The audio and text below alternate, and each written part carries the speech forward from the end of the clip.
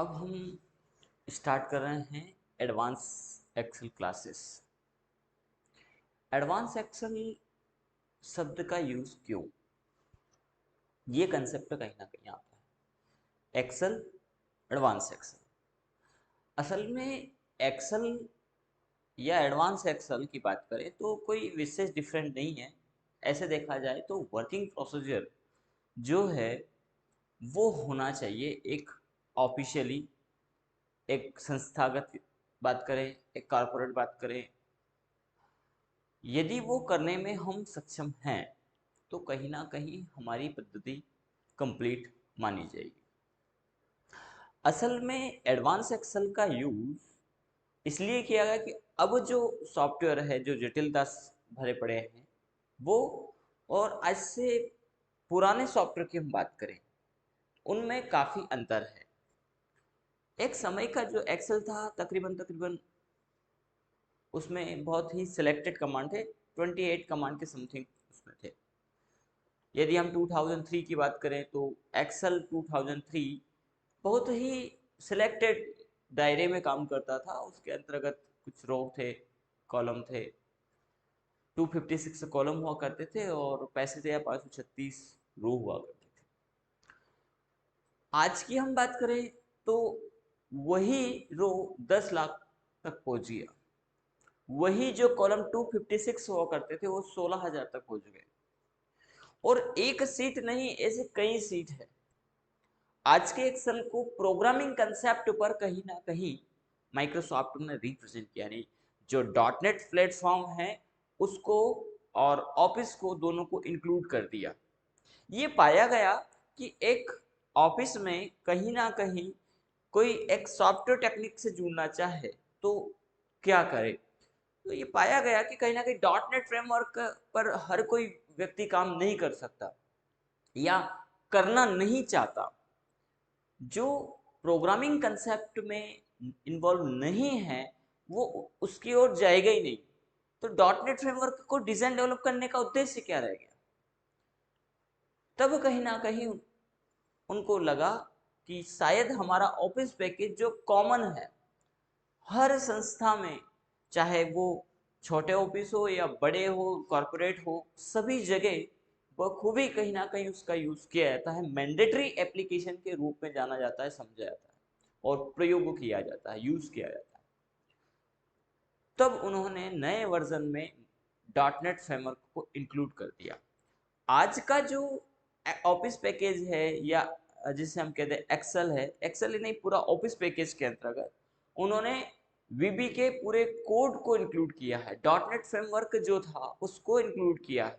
वहाँ के programming concept और एक्सेल डेटाबेस या एक्सेस डेटाबेस को आप डायरेक्टली इंक्लूड कर सकते हैं। जिससे क्या, ऐसे प्रोग्रामर्स जो प्रोग्रामिंग कंसेप्ट को यूज करते हुए एक्सेल पर या ऑफिस पैकेज पर कोई एप्लीकेशन डिजाइन करना चाहते हैं बखूबी बहुत आसानी से कर सकते हैं।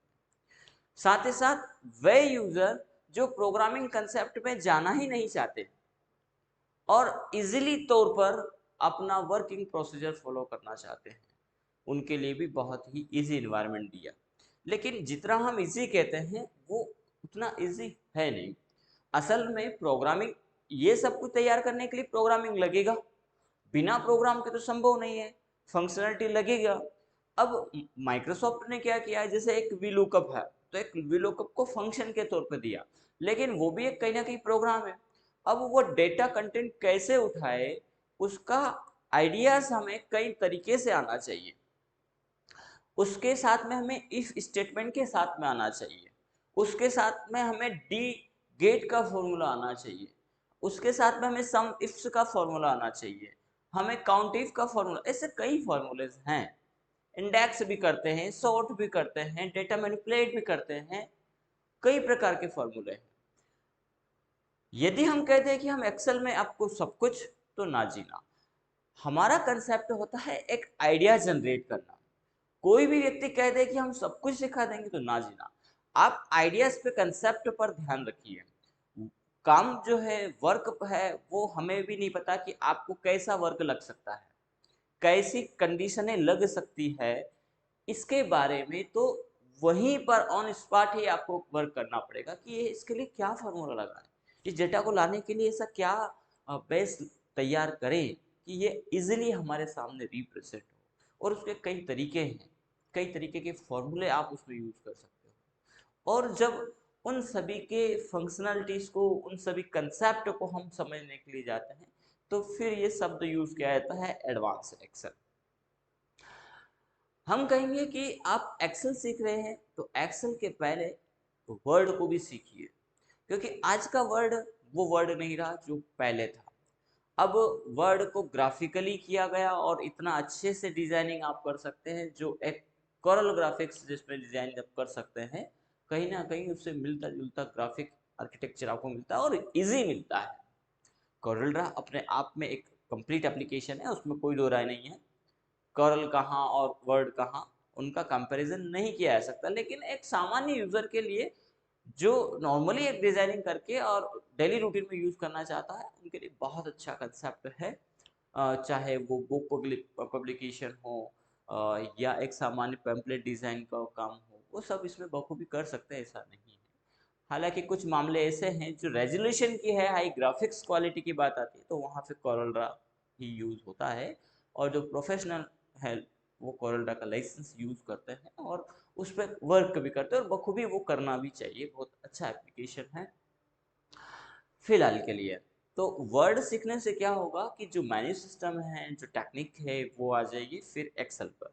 फिलहाल अभी हम जो पैकेज तैयार कर रहे हैं, या ये पूरा सीरीज जो रहेगा, इसके अंदर एक्सेल और टैली, क्योंकि इसमें हमने दो, इस पैकेज के अंतर्गत हमने दो चीज़ें इंक्लूड किया है, टैली पूरा प्रोजेक्ट वर्क और एक्सेल।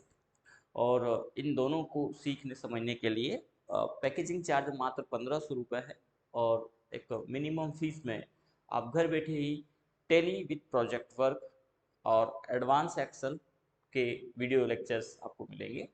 लेकिन लेक्चर का एक विशेष ध्यान रखिएगा कि वीडियो कंसेप्ट को एक ही वीडियो को पूरा करके आप रह जाएंगे तो ये समझ में नहीं आएगा, क्योंकि हमारा जो मैकेनिज्म है या जो पढ़ाने का टेक्निक जिसे हम बोल रहे हैं, वो जो है थोड़ा सा आपको डिफरेंट लगेगा। हम एक किसी फॉर्मूले को उठा करके नहीं बता रहे कि ये ऐसे काम करेगा। उदाहरण के तौर पर हम कह दें कि सम इफ कैसे काम करेगा, तो हमने डेटाबेस लिया, सम इफ को निकाल के बता दिया ना। हम एक प्रोजेक्ट वर्क पे काम कर रहे हैं। जैसे हम सबसे पहले अभी जो करेंगे वो इंस्टीट्यूट मैनेजमेंट प्रोजेक्ट वर्क पे काम करेंगे, फिर स्कूल मैनेजमेंट पे काम करेंगे, फिर हॉस्पिटल पे काम करेंगे, फिर शॉप मैनेजमेंट पे काम करेंगे। तो स्कूल मैनेजमेंट हो गया, इंस्टीट्यूट मैनेजमेंट हो गया। इंस्टीट्यूट मैनेजमेंट को मैं एक या दो फॉर्मूले से तो नहीं बता सकता ना, उसके लिए हमें वन बाय वन जाना होगा कि पहले हम इतना तैयार कर लें, फिर हम इतना तैयार करें, फिर इसमें फंक्शनलिटी। तो function plus designing plus concept, तभी तो जा करके हमारा पूरा पूरा प्रोजेक्ट वर्क कंप्लीट होगा ना। तो उसके लिए आपको लिंक बनाना पड़ेगा, यानी वन बाय वन पैरामीटर पर आपको चलना होगा, तभी एक्सेल समझ में आएगा और उपयोगिता भी। आप एक फंक्शन को ले लेते हैं तो वो डेटा ज़्यादा समय तक टिकेगा नहीं। ऐसे कई शॉर्ट ट्रिक्स आपको यूट्यूब पर शॉर्ट वीडियो में भी मिलते हैं और डिटेल में भी मिलते हैं। कई टीचर वेल टीचर है, मैं नहीं कहूँगा कि टीचर में कमी, लेकिन समस्या कहाँ है, उन्होंने ट्रिक बताया, हमने देख भी लिया, लेकिन जब तक वर्किंग प्रोसीजर में नहीं आया तब तक वो हमारे परमानेंट मेमोरी में नहीं बैठेगा। और डेटा जब तक आपके डेटा या फंक्शन जब तक आपके परमानेंट मेमोरी में नहीं जाएगा, तब तक कहीं ना कहीं समस्याएं बनी रहेगी। तो हमारा कहना है कि आप उसको परमानेंट करिए, आप एक प्रोसीजर में उसको लिए, जब आप उस पर काम करेंगे तो वो आपको बखूबी उपयोगी रहेगा और याद भी रहेगा, और आप उसका यूज दोबारा से कर पाएंगे। चलिए फिलहाल के लिए हम एक्सेल ओपन करते हैं और आज पहला पैरा इसका तैयार करते हैं। आप दोनों ही पैरेलल आप समझ सकते हैं, टैली अपनी जगह कर सकते हैं, टैली में वर्क, और एक्सेल में अपनी जगह। सीखने वालों के लिए जो भी लिंक आपको तैयार करना चाहें वो बखूबी इसमें कर पाएंगे। चलिए, तो हमने यहाँ पर एक्सेल सीट ओपन कर लिया है, और जैसा कि आप देख पा रहे हैं ये एक्सेल ओपन है और सभी को इतना ओपन करना आता है। एक्सेल में जो खड़े हैं इनको हम बोलेंगे कॉलम्स, और जो आड़े में हैं इनको बोलेंगे हम रो। जैसे रो 1 2 3 4 5 इस प्रकार से रो यहाँ पर दिया गया है। और अंतिम रो में आप जाना चाहते हैं तो कंट्रोल की के साथ में एरो डाउन, ये कंट्रोल के साथ में एरो डाउन आप प्रेस करिए तो आप पाएंगे कि आप लास्ट रो क्या है हमारी 10,48,576 पर आप पहुंच जाएंगे। 2003 में जिसका हमने जिक्र पहले भी किया आपसे कि 2003 में ये मात्र 65,536 रो हुआ करते थे। जब आप 10 लाख रो की या 65,536 की बात करें और इसमें कोई न्यू रो लेते हैं, इंसर्ट करते हैं न्यू रो, तो क्या 10,48,576 के 77 हो जाएंगे? तो ऐसा नहीं है। कैसे देख लेते हैं हम। यदि हमारा डेटा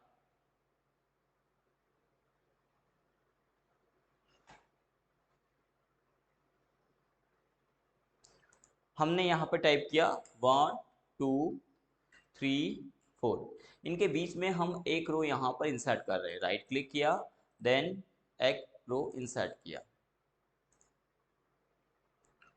आप देखेंगे कि 76 सही है एक रो इंसर्ट होने के बावजूद भी।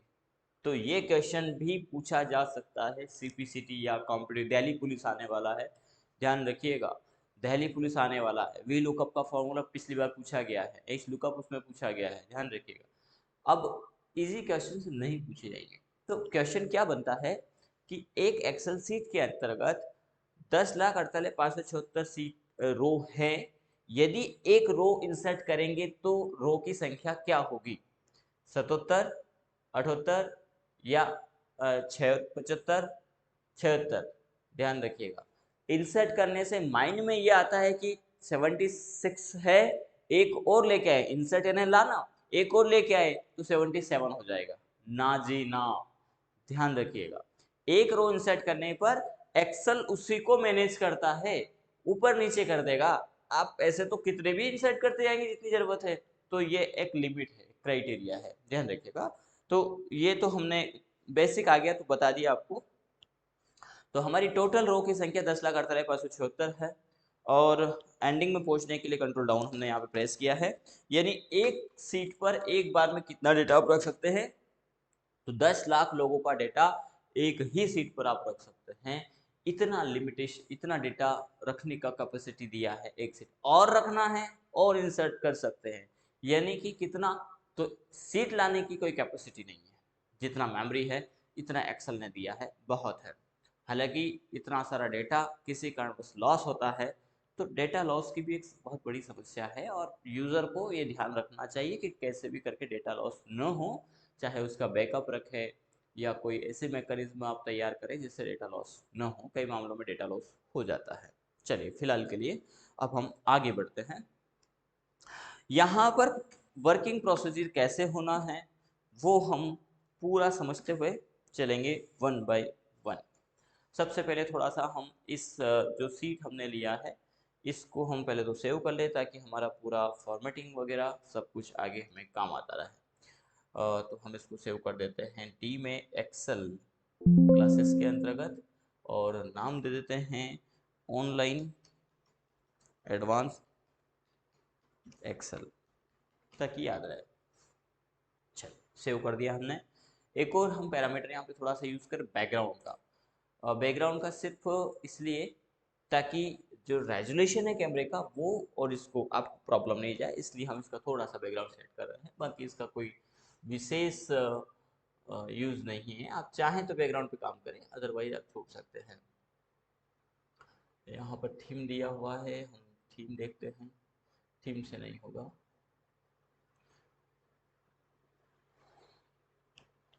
इसका बैकग्राउंड कलर हम रख लेते हैं।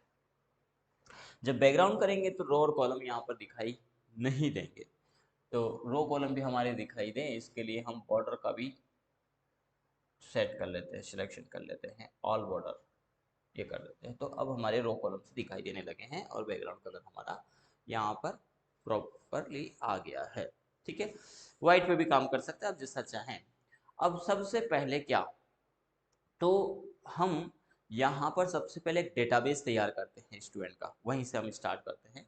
तो इसका राइट क्लिक करके यहीं पर राइट क्लिक करिएगा, जो सीट 1 दिखाई दे रही है, शायद इस पर टाइटल पट्टी आ रही है जिसके कारण हो सकता है आपको दिखाई दे, पर प्रैक्टिकली जब आप ओपन करेंगे तो यहाँ पे सीट आ रहा है। तो जो सीट आ रहा है इस पर हम राइट क्लिक करेंगे और रीनेम पे जाकर के इसका नाम हम देते हैं डेटाबेस। ठीक है, ये हमारा डेटाबेस है। काम करने का तरीका भी सही हो, ये विषय ध्यान रखिए। क्योंकि हमने इन चीज़ों को फेस किया है कि स्टूडेंट को हमने बताया कि आप ऐसे ऐसे सीट को रखिए, वो कहीं भी रख लेते। जब आप कहीं भी रखेंगे तो समस्या आना स्वाभाविक सी बात है, तो थोड़ा सा इस बात का भी विशेष ध्यान रखिएगा।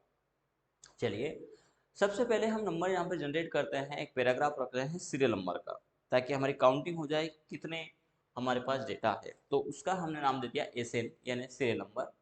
सीरियल नंबर रहने के बाद हम इसका अलाइनमेंट डेटा सेट कर सकते हैं सेंटर, साथ ही साथ हम कर सकते हैं इसको बोल्ड। ये बोल्ड हो गया है। सीरियल नंबर के बाद इनरोलमेंट नंबर हम अपने इसमें रखेंगे,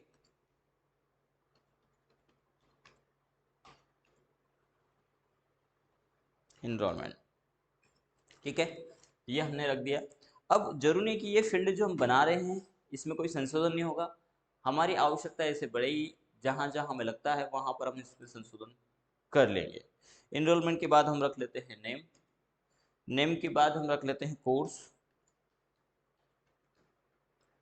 कोर्स के बाद हम यहाँ पर डेट ऑफ एडमिशन या डेट ऑफ बर्थ का भी आप पैरामीटर रख सकते हैं। डेट ऑफ बर्थ क्या है स्टूडेंट का, DOB, और डेट ऑफ ज्वाइनिंग भी आप रख सकते हैं DOJ। इसको बाद में हम चेंजेस भी कर सकते हैं या करना पड़ सकता है डेट ऑफ ज्वाइनिंग। इसके बाद हम फ़ी का पैरामीटर रख देंगे, जो भी फीस है टोटल वो हम रखेंगे। अब सबसे पहले हम बात करते हैं सीरियल नंबर की। तो सीरियल नंबर को आपको टाइप करना है 1 2, और अब यहाँ पर कर्सर की स्थिति को भी समझना है। जो आपका कर्सर होता है, अभी देख पा रहे हैं आप कि ये वाइट कर्सर है। ठीक है, थोड़ा बड़ा और कर लेते हैं। तो जो हमारा कर्सर है, माउस कर्सर, ये आप पाएंगे कि बॉर्डर वाला कर्सर आ रहा है। इस कर्सर को आप जब बॉर्डर पर ले जाते हैं तो चेंज हो जाता है। तो यहाँ पर जो है ये सिलेक्शन का है, यानी आपको रो कॉलम में से सिलेक्ट करना है, तो इसी कर्सर की स्थिति में होगा। कर्सर को भी प्लस में दिया गया है, तो प्लस में ही क्यों दिया गया एक्सेल में? एरो में वर्ड जैसा एरो में दिया गया था, ऐसा क्यों नहीं दिया गया? असल में एक्सेल सीट पूरा बना हुआ है, यानी ऊपर नीचे लेफ्ट राइट ऐसे वर्क करता है, इसीलिए इसका डिजाइनिंग लेआउट प्लस है, यानी चारों दिशाओं की तरफ ये वर्क करता है। तो जब आप सिलेक्शन की स्थिति में हो तो कर्सर ये रहेगा, ये बिगिनर के लिए बता रहे हैं। जब आप बॉर्डर पे जाएंगे इसके, ये तो यहाँ पर कर्सर चेंज हो जाता है, जस्ट इसके बॉर्डर पे गए कर्सर चेंज हो गया। तो ये डेटा मूव के लिए, उदाहरण के तौर पर कोई डेटा यहाँ पे लिखा है और डेटा को आपको किसी अन्य सेल में ले जाना है, तो इसकी बॉर्डर पर कर्सर रखिए और इसको मूव कर, सॉरी, बॉर्डर पे आप कर्सर रखेंगे और इसको मूव कर सकते हैं, तो डेटा आपका डायरेक्टली मूव हो जाएगा। तो इस प्रकार से आप मूव कर सकते हैं कहीं पर भी। दूसरा होता है सीरीज। यदि आपने 1 टाइप किया और कर्सर को कॉर्नर पे ले जाते हैं, तो आप देखेंगे 3 कॉर्नर एक जैसे, एक डिफरेंट, तो ये है सीरीज को जनरेट करने का। यहाँ पर आप कर्सर को ले जाते हैं जस्ट इसके ऊपर, तो ये अभी प्लस एरो वाला आ रहा है, शायद आपको दिखने में थोड़ा सा, पर ये एरो है, इसमें थोड़ा झूम करके देखिएगा जब वीडियो आप देख पा रहे हैं, तो एरो आ रहे हैं, लेकिन जस्ट इसके ऊपर जाने पर ये प्लस में कन्वर्ट हो गया, इसमें एरो नहीं है। इसको आप क्लिक करके ऐसे खींचेंगे तो ये सीरीज जनरेट कर देगा, यानी जो सीरीज ऊपर थी वही एज इट इज ले जाएगा। तो यहाँ 1 1 आ गए।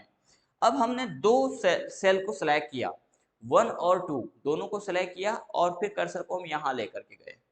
ठीक है, डबल क्लिक भी कर सकते हैं यदि पहले सिलेक्ट किया है तो, या तो डबल क्लिक कर दिया रेंज, डबल क्लिक से वहां तक एक्सेल सी समझ जाता है, यानी वर्किंग प्रोसीजर में जब आपने रेंज को क्रिएट किया तो उसकी मेमोरी में ये बात समझ में आ गया कि यहाँ तक यूजर डेटा चाहता है, यानी यूजर का 1 टाइम सिलेक्शन होने के बाद एक्सेल सीट ये ले लेगा कि यूजर इतने रो तक काम करेगा, जहां तक भी आपने सिलेक्ट किया, तो 1 टाइम आपको सिलेक्ट करके बताना पड़ेगा। और वो तो सभी को बताना पड़ता है ना, क्योंकि एक्सेल कोई त्रिकालदर्शी तो है नहीं, वो भी एक फंक्शनलिटी है, और फंक्शनल जितना उसकी प्रोग्रामिंग है उतना ही वैसे ही वो वर्क करेगा फिलहाल के लिए। चलिए, तो 1 2 हमने सेलेक्ट किया, सीरीज को खींचा, ये आ गया। आप कोई भी सीरीज यहाँ पे जनरेट कर सकते हैं। जैसे 2 के बाद आपने यहाँ पर 3 ना लेकर के 4 ना लेकर 5 ले लिया, तो यहाँ पर दोनों में कितने का अंतर है, उतने का अंतर आगे लेकर के चलेगा। दोनों के बीच में 3 का अंतर है। यदि आप इस को आगे बढ़ाते हैं, इस फंक्शन को कर्सर ले जा करके और खींच देते हैं, थोड़ा सा चेंजेस होने बढ़ा कर देगा, ये आ गया। ऐसा आप खींचेंगे तो देखिए यहाँ पर 3 का अंतर, तो यहाँ पे 3 का, यहाँ यानी एक सीरीज को लेकर के ये आगे बढ़ेगा। तो ये बेसिक चीजें आना चाहिए फिलहाल के लिए। हम यहाँ एनरोलमेंट नंबर जनरेट करेंगे और इस पैरामीटर में देंगे हम नेम। ठीक है, कोई भी हमने नाम यहाँ पे टाइप किया, तो हम चाहते हैं कि उसका एनरोलमेंट नंबर ऑटोमेटिक जनरेट हो जाए। एनरोलमेंट में क्या क्या इंक्लूड हो, जैसे हम चाहते हैं कि पीजीडीसीए का है, तो ये हमने पहले भी समझा था, पर अब के इस प्रोजेक्ट वर्क में काफ़ी कुछ चेंजेस हम करने वाले हैं, जो पहले के वीडियो यूट्यूब पे अवेलेबल है, आपको उनसे हट करके इसमें मिलेगा। तो और स्टार्टिंग से हमारा चल रहा है और सब ऑटोमेटिक होने वाला है इसमें, जिसमें एडमिशन हम करेंगे वो ऑटोमेटिक डेटा से होगा, रिसिप्ट देंगे वो उनकी फीस ऑटोमेटिक, और वो एक ही जगह से होगा। यानी रिसिप्ट वाले पेज से रिसिप्ट पूरी बन जाएगी, एडमिशन से, यानी नॉर्मली तो 2 सीट पर हमारा काम होगा, पर हमें कुछ और भी लिंकअप, पर सब लिंकअप है, पूरा एक कंप्लीट प्रोजेक्ट वर्क है। उसमें ज़्यादा उलझने यहाँ पर नहीं रहेगी, उस पर हम काम करेंगे इसमें। चलिए, तो पहले हम बेसिक से फॉर्मूले समझ रहे हैं, ताकि सब कुछ समझ में आ जाए, क्लियर हो जाए। और एक और बात, यदि आप एक्सेल सीट पर इस प्रकार के फंक्शन, इस प्रकार के प्रोजेक्ट वर्क बनाने में तैयार है, सक्षम है, तो ध्यान रखिएगा कि किसी भी संस्थान के लिए आपने बनाया, उदाहरण के तौर पर किसी स्कूल के लिए आपने स्कूल मैनेजमेंट का डेटाबेस तैयार किया, आपको फंक्शनलिटी आती है। अब यदि आपको आती है, इन फ्यूचर आप स्कूल छोड़ देते हैं या छोड़ने की नौबत आ जाती है कि स्कूल वाले आपको परेशान कर रहे हैं, तो ये बात थोड़ा सा ध्यान रखिएगा, आपने जो किया है उस डेटाबेस को दूसरा नहीं कर सकता, डिपेंडेंसी बनी रहेगी कहीं ना कहीं आपके ऊपर। हम ये नहीं कह रहे कि आप बनाइए, हम स्कूल वालों को भी नुकसान नहीं, पर जिसको आता है उसको तो आता है ना, उसकी चीज कोई थोड़ी ना ले सकता। हाथ कंगन को आरसी क्या, हमें आता है, बात ही खत्म हो गई, हम कहीं भी क्रिएट कर देंगे, और जो क्रिएट कर देंगे तो कहीं ना कहीं वो उनको कितना ही आप बता दीजिए, फंक्शनलिटी आपके ऊपर डिपेंड करेगा। तो एक अच्छा कंसेप्ट यह है, स्कूल के डायरेक्टर या प्रिंसिपल या खुद जो मेंबर्स है उनके पार्लियामेंट के, वो यदि सीखते हैं तो बहुत अच्छी बात है, आपको किसी के ऊपर डिपेंडेंसी नहीं रहेगी, आपका सॉफ्टवेयर आप ही चला पाएंगे। कठिन नहीं है, समय देना पड़ेगा, लॉजिक को समझना पड़ेगा, और बहुत इजी लॉजिक है। एक्सेल ने इसी आधार पर, माइक्रोसॉफ्ट ने एक्सेल को तैयार किया है। चलिए, तो बढ़ते हैं आगे। हम चाहते हैं कि जो नंबर है ये ऑटोमेटिक जनरेट हो, कब, जब स्टूडेंट का नाम यहाँ पर आए। अभी हमने क्या किया, 1 2 टाइप करके और इसको आगे सीरीज को खींच दिया, ठीक है। तो हम यहाँ पर ये 1 तो रहे, एक सीरीज हम यहाँ पे चाहते हैं, या 1 ना भी रहे तो भी हम इसको जनरेट कर सकते हैं। फॉर्मूला, चूंकि एडवांस एक्सेल है तो वो एडवांस एक्सेल प्रोजेक्ट वर्क है, तो हम छोटे फॉर्मूले बता दें बेसिक से कि ये होता है, फिर हम का यूज करें तो ये प्रोजेक्ट वर्क और लंबा हो जाए और बड़ा हो जाए। हम सीधे सीधे मुद्दे की बात पे आएंगे, जहां जो फॉर्मूला लगता है वहीं से वो स्टार्ट कर देंगे। तो अपने अपने फॉर्मूलाज हैं, उन फॉर्मूले को आप नोट करते जाएं, स्क्रीन को पॉज कर सकते हैं और फिर नोट कर सकते हैं, ये ऑप्शन है। स्क्रीन का शॉर्ट आउट, स्क्रीन शॉट, आप ऐप पर जो वीडियोस रहेंगे अवेलेबल उनका स्क्रीनशॉट नहीं ले सकते, जो यूट्यूब पर है उनका स्क्रीनशॉट अवश्य आप ले पाएंगे, लेकिन ऐप पे जो अवेलेबल है वो नहीं ले पाएंगे। और ये ध्यान रखें कि सभी वीडियोस यूट्यूब पर अवेलेबल नहीं रहेंगे, उसके लिए आप हमारे ऐप को डाउनलोड करिए, शुभम अकेडमी को, और जब आप ऐप डाउनलोड कर लेंगे तो वहाँ पर आपको बैच कोड मिलेगा, बैच कोड ज्वाइन करेंगे आप। बैच कोड डायरेक्टली नहीं मिलेगा, वो सब्सक्रिप्शन, यानी जब आप सब्सक्रिप्शन का जो फीस है वो पे कर देंगे, इसके बाद आपको हम बैच कोड देंगे, और उस बैच कोड के अंतर्गत सारे वीडियो 1 बाय 1 आपको मिलते जाएंगे। तो वहाँ पर आप स्क्रीनशॉट नहीं ले पाएंगे, उसके लिए आप कॉपी पेन रखिए ना अपने पास, वहाँ लिखिए, अपने नोट्स अपने होते हैं, तो अपने होते हैं, वो चीज़ यहाँ पर लागू होगी। चलिए फिलहाल के लिए तो हम क्या चाहते हैं कि नंबर ऑटोमेटिक जनरेट हो, तो इसके लिए सबसे पहले तो आप रो का फॉर्मूला यहाँ पर लगा दीजिए। रो का एक फॉर्मूला इक्वल रो ROW कोष्टक कोष्टक बंद, एंटर करेंगे तो रो क्या करता है, जो रो का नंबर है वो जनरेट कर देगा। तो रो का नंबर क्या है 2, तो 2 कहीं पर भी आपने रो का फॉर्मूला लगाया इक्वल रो,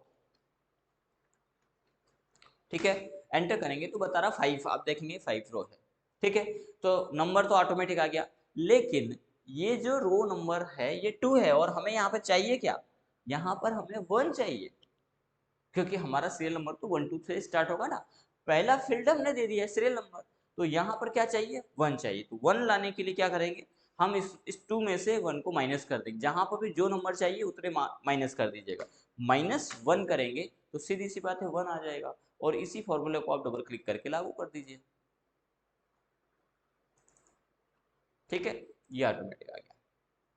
अब ये रो के आधार पे आया है, यहाँ पर इसने -1 किया तो यहाँ पर ये माइनस, सभी में -1 करेंगे, ठीक है, तो यहाँ पर रो का नंबर है 3, 3 में से माइनस हो गया 1 तो कितना आएगा 2 आएगा, यहाँ पर भी 1, यानी सब जगह 1 माइनस यहाँ पर हुआ है, और यही है कि सीरीज ऑटोमेटिक जनरेट हो गया।